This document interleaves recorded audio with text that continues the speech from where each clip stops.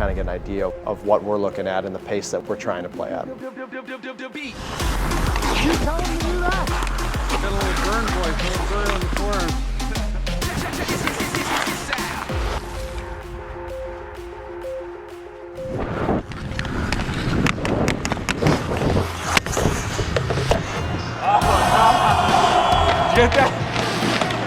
What's up, everyone? Welcome to Behind the Adventure of On the Ice with the NHL. I'm Davis Paul, I'm the creative lead for team sports here at GoPro. And I'm Whitney McGraw, and I produced this shoot. We're about to give you a behind-the-scenes look at what it took to make this video. You know, the objective of the shoot really was to show hockey in a perspective that it's never been seen before. And for us, hockey's been covered for decades upon decades, and so we really wanted to try to show different angles where only this camera is going to be able to go.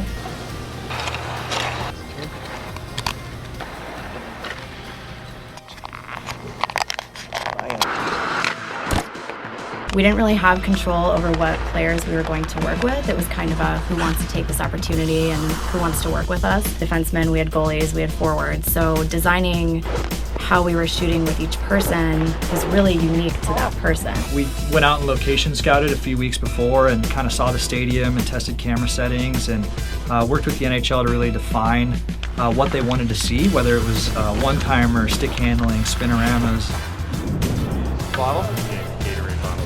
When we showed up on site, we really got detailed with exactly how we were going to do that. How that drill was going to be set up, where our dummy skaters needed to be placed, where the pucks needed to be placed, because we really only had 45 minutes like with each player from when they showed up on the ice for the first time to when they had to go to their other engagements.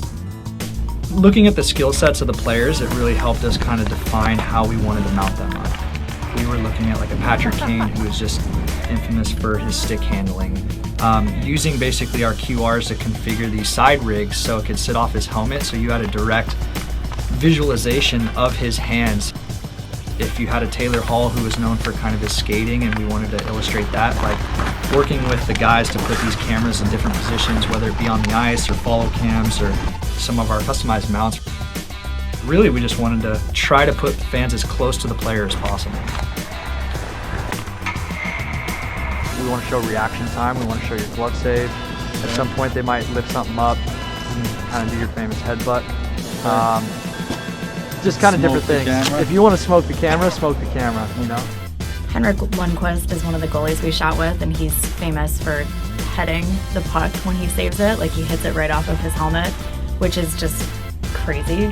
We were able to actually put, using just kind of like our standard gooseneck of jaws to mount up onto his helmet to literally give you a visualization of what his eyes are doing and how he's tracking. Traditionally, you can't achieve that with a standard broadcast camera, so to be able to just put a GoPro right there in front of him and let him do his sport as he normally does is pretty unique and pretty all-time for the most part. When we got inside in our testing and kind of going through modes, we realized really quickly that Protune was kind of going to be our savior for the most part. You know, in Protune, we were able to control the white balance. We locked it at 5500 to make sure that skin tones came out really well, and we figured that we could kind of cool the footage if need be. We did shoot with our EV stop up half a step because we were shooting at a locked off ISO 400, so it allowed us a little more brightness than what 400 stops the camera at. And we just had sharpening on at medium. I love that setting. I think that that's the best one for, you can either customize it a little further in post or soften it if need be. Anything that was mounted to a player, we shot in 14, 40, 48. I think the challenge in hockey and most sports in general is every helmet is kind of different. I mean, I specifically remember Jonathan Toews' helmet.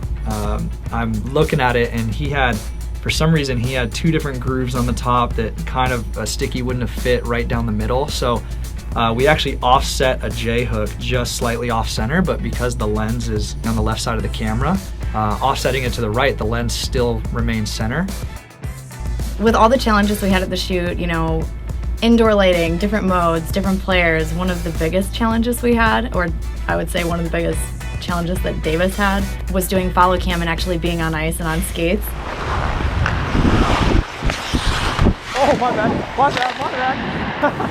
So something we did for this shoot that was kind of fun was figuring out how to do our standard drop cam, but making it really authentic to hockey and kind of incognito. So we used pucks instead of our base plate. And this one was super fun. We did a double puck. Get crazy with this for a second. 2 pucks? 2 pucks, but they're connected, so the camera's filming like right here. Yeah. So here you go. So The footage of that looked awesome because you're seeing the puck in the angle, and that was a never before seen shot from hockey. A mount like this to us, we really just wanted to, be down on the ice looking back up at a player, and to be able to kind of see half of the puck and see a guy at speed taking it behind the goal and going a full sheet of ice was really unique.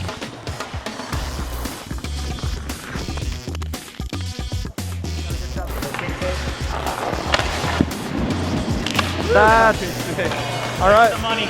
Because players, you really want to see a specific moment and really kind of break down what they're doing.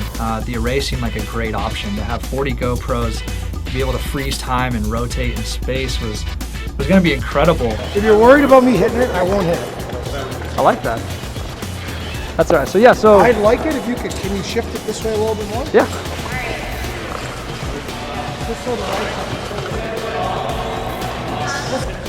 Yeah, I don't want to take one of those.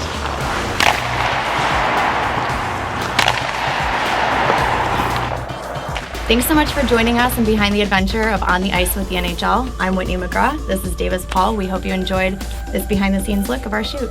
Don't forget to check back frequently for more behind the scenes episodes. Thanks again.